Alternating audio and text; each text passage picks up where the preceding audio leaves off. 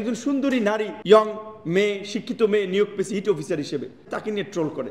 শুধু ওনাকে নিয়ে ট্রোল করে তো লাভ নাই। কেন পরিবেশ নিয়ে আমাদের পলিসি নেই? বাংলাদেশের মতো একটা জলবায়ুর ভুক্তভোগী দেশের এখন যখন রোদ হচ্ছে গরম হচ্ছে ফেনা তুলে ফেলছেন, গাছ লাগাই বইরা ফলাইবেন দেশে। এত বছর কি করছেন? ছাত্ররা যে গণরুম নামক যে নরকে বাস করছে, শিক্ষকরা কই প্রতিবাদ করছে দাঁড়িয়ে? সবাই মালপানি নিচ্ছেন, সুযোগ সুবিধা নিচ্ছেন। আপনি যে শিক্ষক, আপনি যে সমাজ গড়ার কারিগর, আপনি তো দাঁড়িয়ে বলছেন না আমি ছাত্রদের হল কন্ট্রোল করতে পারছি না। আমাদের এই সময়ে দেখেন বাংলাদেশ ব্যাংকে সাংবাদিকদের ঢুকতে দেওয়া হচ্ছে না।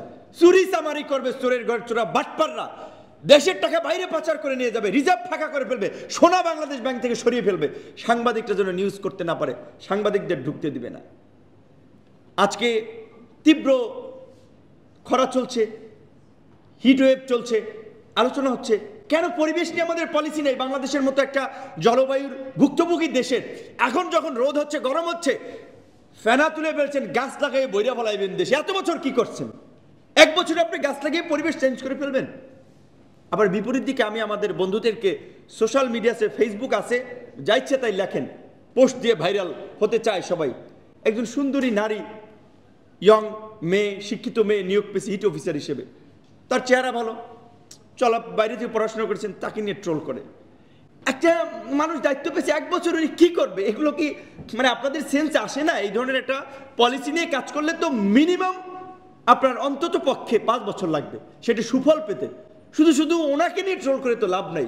যে আজকে এই যে আমাদের দেশের তরুণরা রাজনীতি বিমুখ হচ্ছে, সমাজ দেশ নিয়ে তাদের ভাবনা নাই, তাদেরকে বুথ করে রাখা হচ্ছে, একটা মৃত্যু প্রায় একটা অর্ধ মৃত সমাজ তৈরি করা হচ্ছে, যেন মানুষের বোধ অনুভূতি নাই যে আজকে আমার দেশের গণতন্ত্র নাই, আমাদের দেশের ভোটাধিকার নাই, আমি স্বাধীনভাবে দাঁড়িয়ে কথা বলতে পারছি না, আমি লিখতে পারছি না, আমি বলতে পারছি না। আমাদের দেশের তরুণরা কি যে ইউটিউবে ফেসবুকে কিভাবে ভাইরাল হওয়া যায়, ফুড ব্লগিং করে, তারপর ধরেন মা বাপকে নিয়ে শপিংয়ে যায়, কেনাকাটা করতে যায়, সেগুলো নিয়ে ভিডিও করে, ঘরের মধ্যে কি বলবেন আসবাবপত্র নাড়াচাড়া করে ওইগুলো নিয়ে ব্লগ করে, ব্লগ। কিন্তু দেশ নিয়ে তাদের ভাবনা নাই, সমাজ নিয়ে তাদের ভাবনা নাই। আজকে আমাদের দেশের শিক্ষিত তরুণরা এশিয়া প্রশান্ত মহাসাগরীয় অঞ্চলের 28 দেশের মধ্যে বেকারত্ব দ্বিতীয়। আমাদের দেশের ঢাকা বিশ্ববিদ্যালয় আজকে একটা রিপোর্ট হয়েছে, আমি ঢাকা বিশ্ববিদ্যালয় পড়েছি, আমরা বলেছি বস্তির চেয়েও খারাপ অবস্থায় থাকে ঢাকা বিশ্ববিদ্যালয়ের শিক্ষার্থীরা।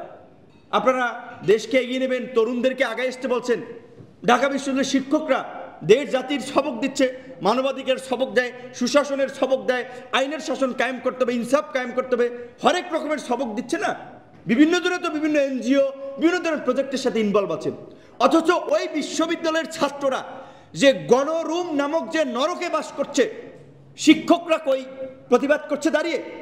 হাউস টিউটর থাকেন একটা হলেন, প্রভোস্ট থাকেন, অনেকগুলো হাউস টিউটর থাকেন, সবাই মালপানি নিচ্ছেন, সুযোগ সুবিধা নিচ্ছেন। আপনি যে শিক্ষক, আপনি যে সমাজ গড়ার কারিগর, আপনি তো দাঁড়িয়ে বলছেন না আমি ছাত্রদের হল কন্ট্রোল করতে পারছি না, আমি ছাত্রদের আবাসন দিতে পারছি না, আমি হলের পরিবেশ রক্ষা করতে পারছি না, আমি আমার হাউস টিউটর থেকে ইস্তফা দিচ্ছি, আমি প্রভোস্টের দায়িত্ব থেকে ইস্তফা দিচ্ছি। সেটা তো আপনারা করছেন না। টাকা নিচ্ছেন, সুবিধা দিচ্ছেন, ঢাকা বিশ্ববিদ্যালয়ের শিক্ষক জাতির বিবেক হিসেবে নিজেকে পরিচয় দিচ্ছেন, কাজটা কি করছেন? বিবেকহীন কাজ করছেন। শিক্ষকরা তো করছেন, ছাত্ররাও যদি ওই মানিয়ে নেওয়ার প্রবণতা যে কায়দা করে বেঁচে থাকো এই রকমের যদি মেন্টালিটি হয়, আজকে ছাত্ররা কেন তাদের অধিকারের দাবিতে প্রতিবাদ করবে না? জাফরুল্লাহ চৌধুরীর কথা আমরা বলেছি, হুইল চেয়ার নিয়ে তিনি আপনার ওই ডায়ালাইসিসের কেবিন থেকে শহীদ মিনারে চলে যেতেন, ব্রাহ্মণবাড়িয়া চলে গিয়েছেন, সুনামগঞ্জে চলে গিয়েছেন, প্রেস ক্লাবে এসেছেন, শহীদ মিনারে গিয়েছেন, সাভাইর গিয়েছেন, নড়াইল গিয়েছেন। আমাদের ছাত্র বন্ধুরা বৈধ সিটের দাবিতে বিশ্ববিদ্যালয়ের ছাত্ররা প্রতিবাদ করবে না, কথা বলবে না? বিশ্ববিদ্যালয়ের 3য় শ্রেণী 4র্থ শ্রেণী ফার্স্ট ক্লাস দ্বিতীয় সমস্ত শ্রেণীর অফিসারদের নির্বাচন হয়, কর্মকর্তাদের নির্বাচন হয়, শিক্ষকদের নির্বাচন হয়, ছাত্র সংসদ নির্বাচন কেন হবে না? ছাত্র সংসদ নির্বাচনের দাবিতে শিক্ষার্থীরা ভয়েস রেজ করবে না? 28 বছর পরে একবার ডাকসু নির্বাচন হয়েছে, আবার ডাকসুতে তালা মেরে দিয়েছে। তো এই ডাকসুর দাবিতে কেন ছাত্ররা সরব হবে না? তো আজকে পরিবর্তনের কথা আমরা বলি, আমরা পরিবর্তন চাই, দেশের ভালো চাই, নিজেরা ভালো থাকতে চাই, কিন্তু ভালো কিছু আমরা করতে চাই না। তাই জাফরুল্লাহ চৌধুরীকে যারা অনুসরণ করেন, ওন করেন, তাকে যারা প্রকৃত অর্থে সেই ধরনের একজন দেশপ্রেমিক সমাজ সচেতন মানুষ মনে করেন, তাদের সেই কাজগুলো করতে হবে। এবং আমি আশাবাদী, আমি ওই নাগরিক মঞ্চের প্রোগ্রামে বলেছিলাম যে জাফরুল্লাহ চৌধুরী ছিলেন প্রকৃত একজন সাদা মনের মানুষ। তার মতো মানুষের জীবনে প্রত্যেকটা শ্রেণীতে পাঠ করা উচিত, যাতে জুনিয়র থেকে ছাত্ররা উদ্বুদ্ধ হয় যে একজন জাফরুল্লাহ হতে। আমার ওয়াইফ বলেছিল যে আমার ওই যে ছোট্ট মেয়ে এখানে এসেছে, তার ছবি একজন বিখ্যাত ব্যক্তির সাথে, একটা ভালো ব্যক্তির সাথে তোলার জন্য।